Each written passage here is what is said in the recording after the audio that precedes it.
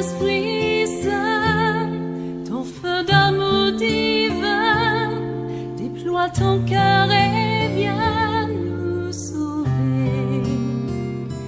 Délivre-nous de nous, délivre-nous de tout ce qui refuse en nous de t'aimer. Du sang de ton agneau, déversons-nous le flot des abondantes eaux de ton pardon. Viens inonder nos vies, restaure-nous, guéris ton Église. Alors que le nom du Seigneur soit béni. Comme nous le disons, l'œuvre de Dieu est éternelle. La pierre donc qui est tombée du ciel sans le secours d'aucune main, n'est-ce pas, va dans la suite des temps, au temps, n'est-ce pas, des rois, va devenir une grande montagne. Alors il est important que nous puissions comprendre cette prophétie.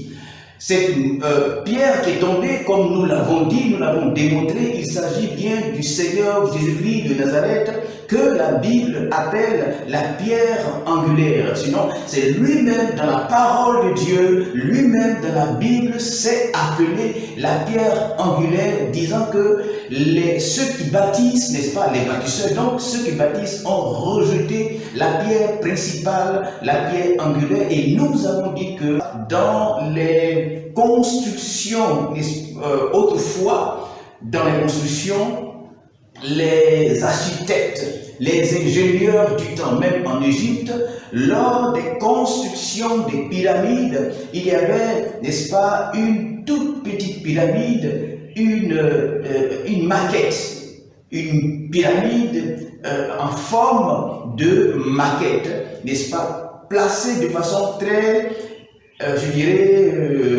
très mesurée, placé de façon très stratégique selon, n'est-ce pas, les calculs des ingénieurs du temps, et c'est par rapport à cette petite pyramide que toutes les structures, selon les 4 points cardinaux, selon, n'est-ce pas, le lever du soleil, selon, n'est-ce pas, le zénith, n'est-ce pas, midi, selon, n'est-ce pas, le coucher du soleil, que cette petite pierre qui sera comme un élément qui allait permettre à mesurer la construction de toutes les pyramides. Donc, également, le peuple de Dieu avait cette pierre angulaire qui permettait, n'est-ce pas, la mesure, qui permettait, n'est-ce pas, de pouvoir construire, élever les bâtiments par rapport à la position que les architectes auront donnée, placée par rapport à toute la structure qui devait être donc construite. Elle n'était pas simplement une maquette, mais c'est un élément de mesure, sans lequel le bâtiment donc ne pouvait être construit. Alors Jésus dit que lui, il est cette pierre angulaire, cette pierre principale qu'ont rejeté les bâtisseurs.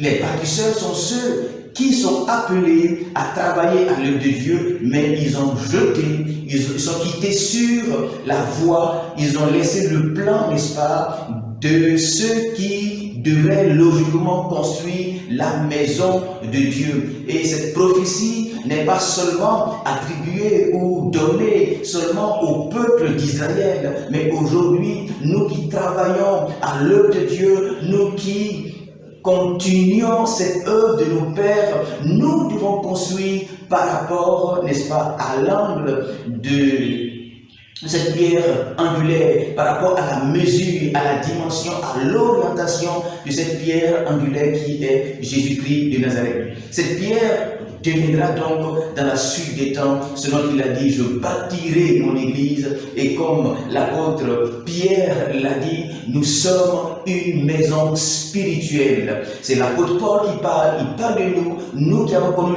le Seigneur, nous qui venons et participions, n'est-ce pas, à l'œuvre de Dieu. Nous sommes des pierres pour la construction et des pierres spirituelles. Nous ne sommes pas des pierres visibles, mais en termes de pierre, nous sommes spirituels. Nous sommes un corps physique, mais en réalité, nous sommes des pierres spirituelles qui constituent la maison éternelle de Dieu. Il dit donc, nous sommes, n'est-ce pas, que je prenne le verset, il dit, approchez-vous de lui, pierre vivante rejetée par les hommes. Pierre vivante rejetée par les hommes. Il s'agit de cette pierre qui est tombée sans le secours, de guillemets, mais choisie et précieuse devant Dieu. Et vous-même, parlons de nous maintenant, les questions de Christ, mais parlons de nous maintenant, comme des pierres vivantes, édifiez-vous pour former une maison spirituelle. Il s'agit donc d'une maison spirituelle, et comme je le dis,